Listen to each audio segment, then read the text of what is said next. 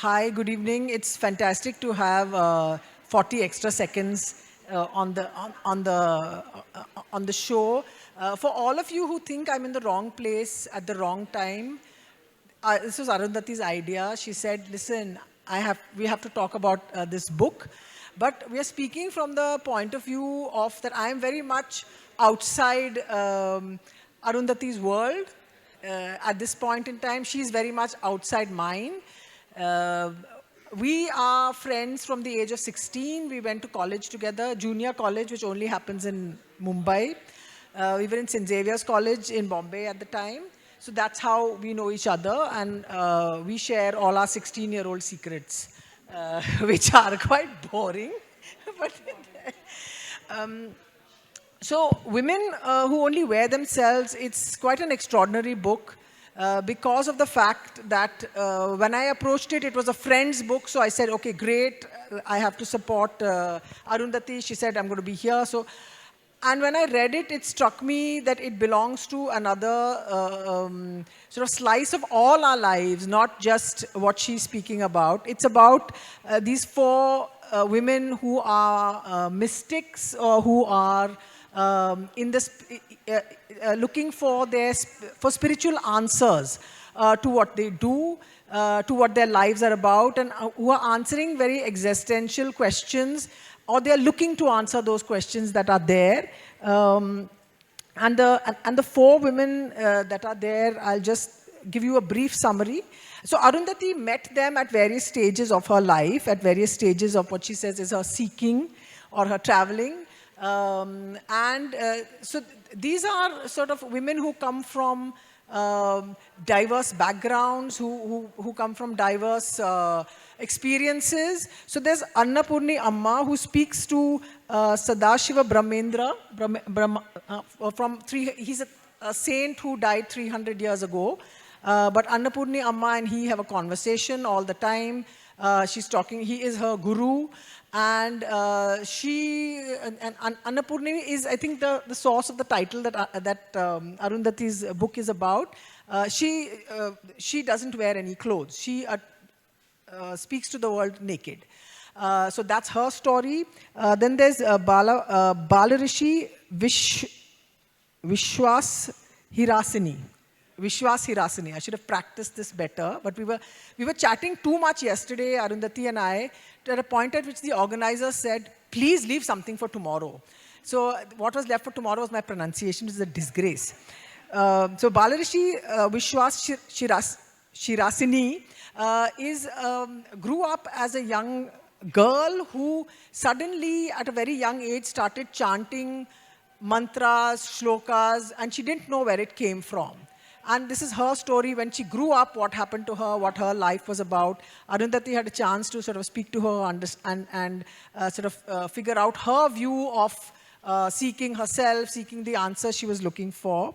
Then there's Lata Mani, who is related to Arundhati. She's her cousin, who was a scholar, a teacher, an academic working in the United States, and met with a terrible car accident, and had suffered a great sort of traumatic brain injury almost, and what that led to her discovering with what looked like medical sort of things that were taking place, that were happening with her, and her way of perceiving the world.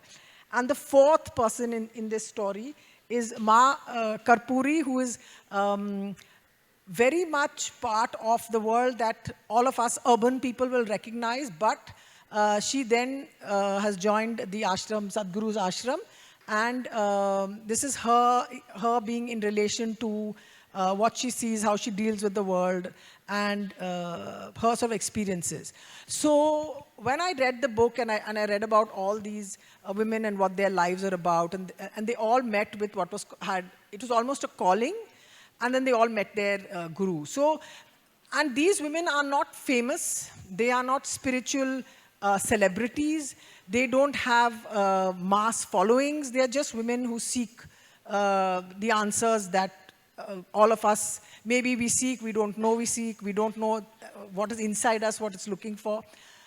And Arundhati said she wanted to address and go and meet these women because all the stories of mystics and saints and tends largely to be a male-dominated sort of narrative. And then she met these 4 women. What I want, is that an accurate assessment of? So what I want to have Arundhati tell all of us is, what did she find? Is there a commonality in that experience that she had when she met these 4 women? Over how long did you meet them? When did you think that this book had to be written? I met these women over a period of about 10 years. And I never knew a book had to be written, but I knew that conversations had to be documented. So what I did do when I met a couple of these women was to go along with a tape recorder and just make sure that I documented much of it. And sometime during the pandemic, during those very desolate, solitary, dark hours, the only thing that made sense to me at the time was to start putting this book together. I think for many of us writers, and I was talking to Zach earlier today, he felt the need to put together a book on food. I felt the need to put together a book on women mystics. And as these narratives started coming together, I realized that there was a reason for putting them together. One was my own personal need, which Sharda spoke of.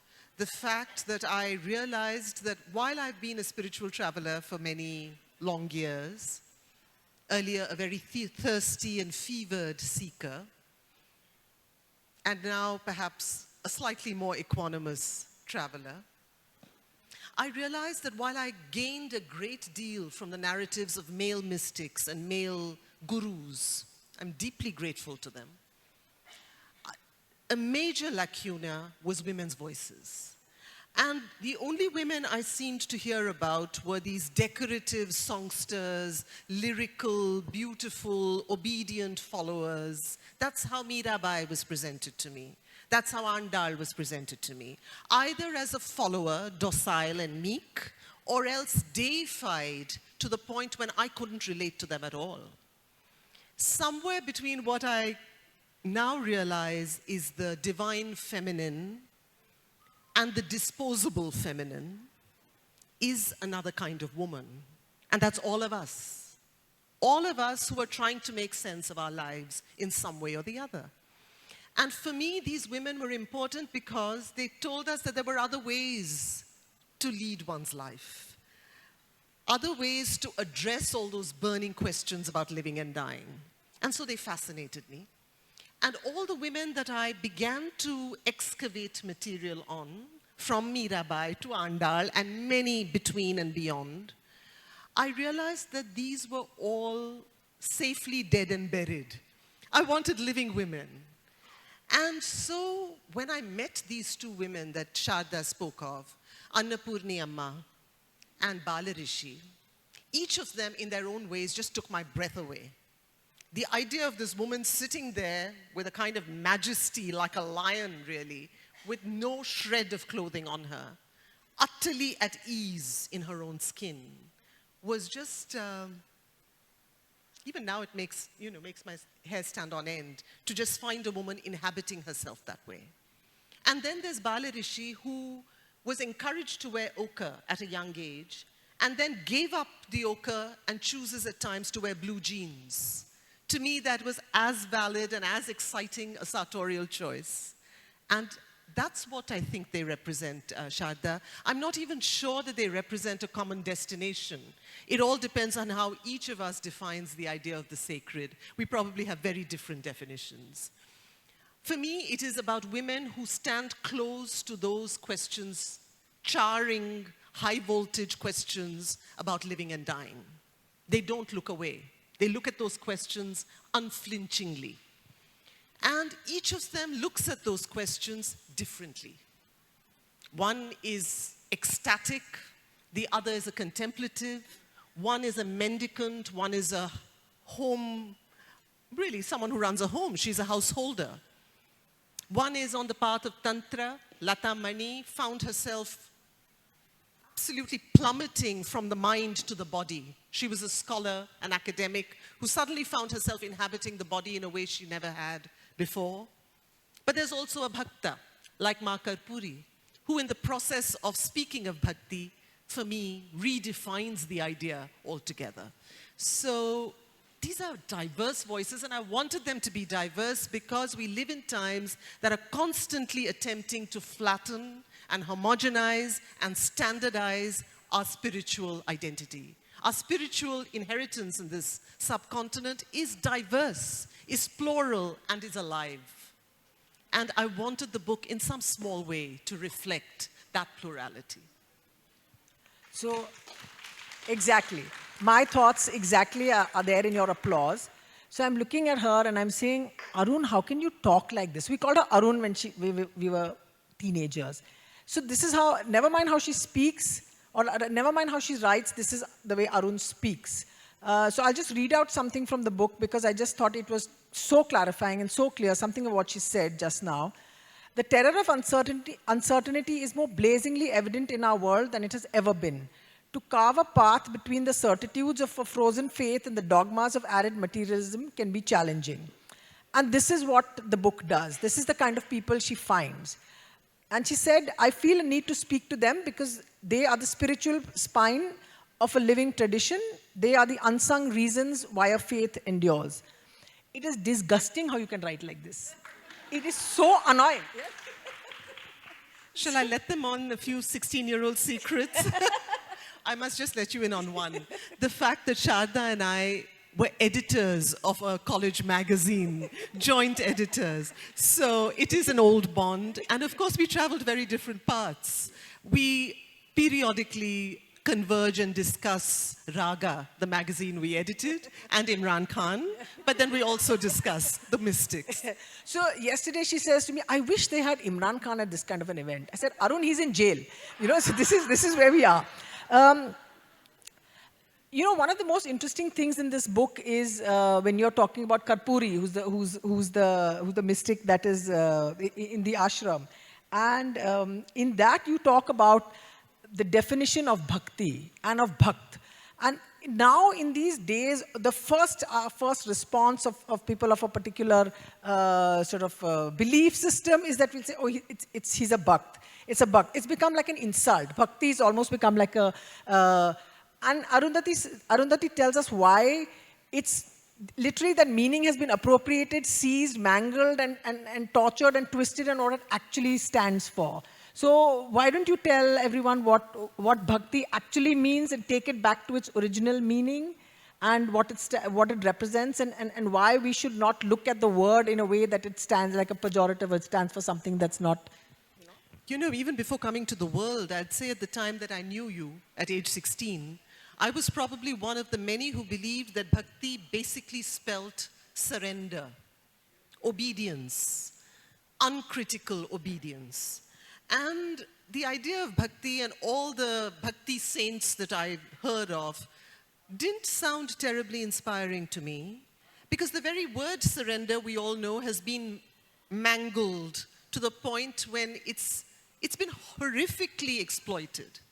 So the very idea of surrender is, in fact, surrender is not a word I like to use very often, because it is an abused word, and it's not a word that I think we need to invoke too often, particularly when it comes to women, because women have been encouraged culturally, spiritually, in every sphere, as we know. We go right back to our Mills and Boon romance literature, and we were told that the business of women was to surrender. And that's all they were meant to do. This bothered me deeply as a young person. And in those very years when we were together in college, I actually chanced upon a Christian feminist theologian, Valerie Saving-Goldstein, in a book. And she said something that resonated very deeply with me. She says that she spoke of her tradition, the Christian tradition, but this could apply to any spiritual tradition where this notion of surrender is seen as paramount. And she says that if the whole idea is to surrender a self that you haven't even been encouraged to value, what is the point of that surrender? What is the meaning of that surrender? And how many women, and others too, but certainly women, have known that. If you have a self that you don't value, what is the point of this kind of self-abnegation? So this bothered me a lot, this idea that one had to turn into a kind of puddle, spineless puddle at the feet of someone. That to me was odious until my spiritual journey began. After that, did I change my understanding of my own perception of bhakti? Yes, but I refused, I think, to subscribe to the idea of bhakti as surrender, because that's not how it spoke to me. I realized that bhakti is really a spirited, audacious, erotic sometimes, irreverent, argumentative relationship with the sacred. If you read our bhakti poets, it's all there. It's all there. But I think the great sentinels of sanctimony have ironed them all out and made them sound dreary and goody-goody in ways that make it so difficult for any of us to relate to. But if you read the poems, there are some amazing arguments with the divine. The Ninda Stuti, which is a license to throw a tantrum and call it devotion. That's the Ninda Stuti. There is love poetry of the most erotic kind, written by some of our greatest poets, which was deeply devotional poetry at the same time. This divide between the romantic and the existential is an unfortunate one. And that to me was a discovery that has been a deepening one. So for me, Ma Karpuri, whom Sharda mentions, is important because she is a reminder that bhakti is not uncritical obedience. Bhakti does not mean kowtowing. It does not mean becoming a fan. She is not a fan of her guru. She is not an acolyte of her guru. She's not a groupie. But what she is someone deeply committed to an inner journey. That is bhakti for me. And that to me is the kind of bhakti that I think is the definition that we can reclaim for ourselves today, to remind ourselves that you can reclaim spine and still be a bhakta. And this whole question of a spiritual journey, Arundhati, it's so important to you.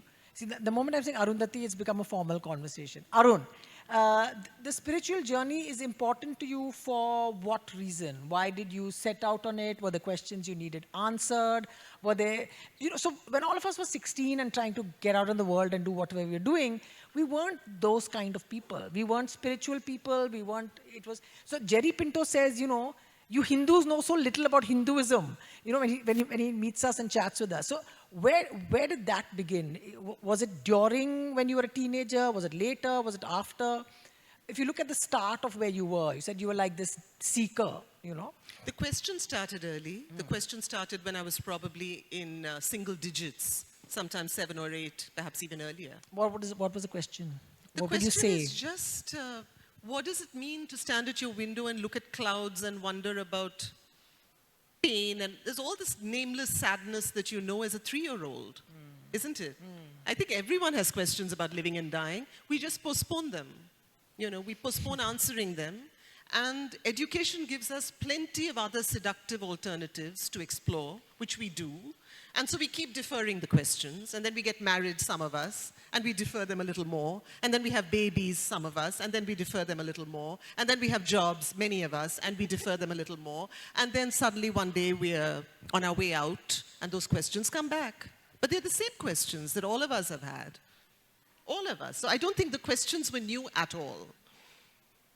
What I think stayed in my case perhaps a little more with a certain urgency was how to make sense of this. If Imran Khan had been the answer, that would have been wonderful. But it was not the case. And even all the writers I read and loved as a lover of poetry, I thought my answers could come from there. And sometimes they did.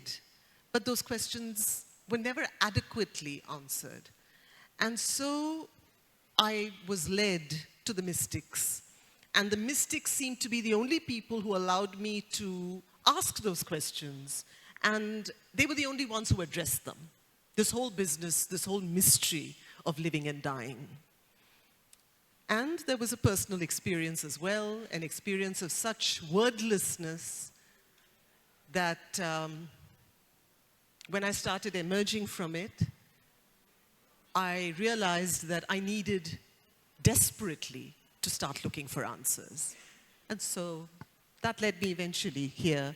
If you're asking about Hinduism, I was interested, like many of us are, in Eastern philosophy. In my teens, I was reading a lot of that. From Zen to Vedanta, I was reading all of that. But I think there came a point when I realized I could not find my answers in philosophy at all.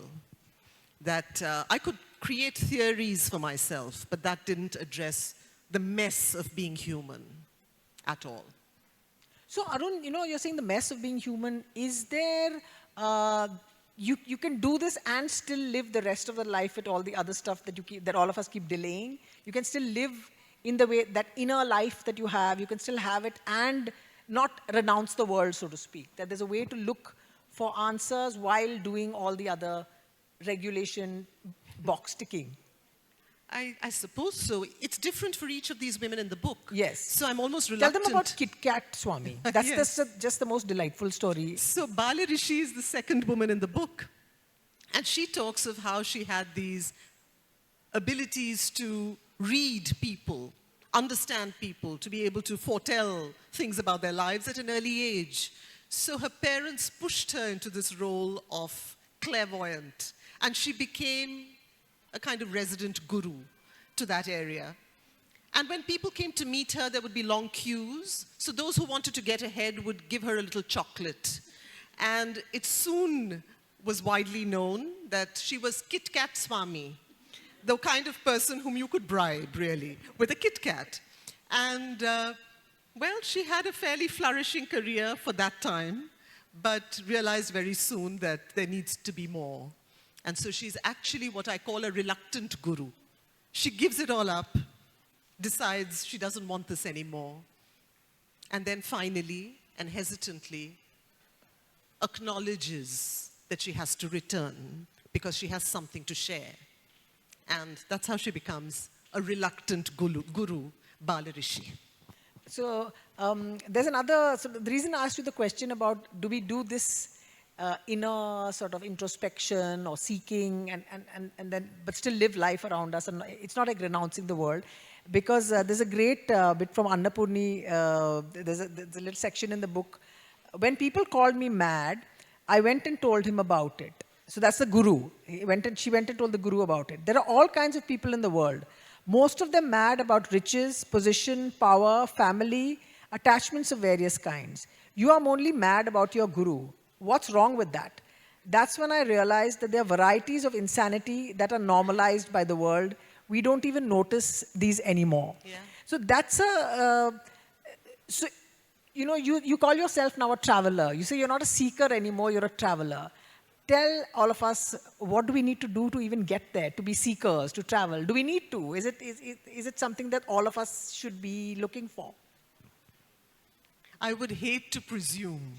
Okay, I'm not going to, none of you really wants to know. You're reasonably happy where you are. If you are, you must continue leading the life that you want to lead. But I'd only say this, there's something to be said for questions, asking questions, and not settling for easy answers. There's something to be said for that. And however you choose to address those questions is, of course, up to you and up to me, how we choose to address them. The only thing I found that helped me personally was to have some kind of daily spiritual practice. Something non-verbal, because we hang around language a great deal. Something non-verbal. To have that helped enormously. But each of these women exercise very different choices, Sharda, right? One of them becomes a monk, and the other doesn't. Lives a very regular life. One has a relationship, the other doesn't. So there's absolutely no recipe for the spiritual journey. But it is about confronting those questions and not engaging in a kind of self-deception. I read books, therefore I'm very spiritual. No. It's really about addressing those questions deep down and being reasonably honest with oneself. I think if one stands close to questions and one has the courage to stand close to uncertainty, something begins to unfold, usually. So there's a lovely piece about Lata Mani about completeness, which I thought was just terrific. It said she had learned something momentous that day. So Lata had this terrible accident, and it changed her life in a way. And she said turned turtle. It's like her car was turned turtle because someone smashed into it, deliberately trying to kill himself. That's what the driver was doing. So Lata tells of this. She's in the garden. Her gardening was far from over. That day's expedition into the garden had become, in her experience, a majestic adventure, for she had learned something momentous: the folly of believing that a task is only done when it is completed. And then Arundhathi, whose range of reading is disgustingly huge, said, the Estonian poet voices a similar sentiment in a poem I have never forgotten.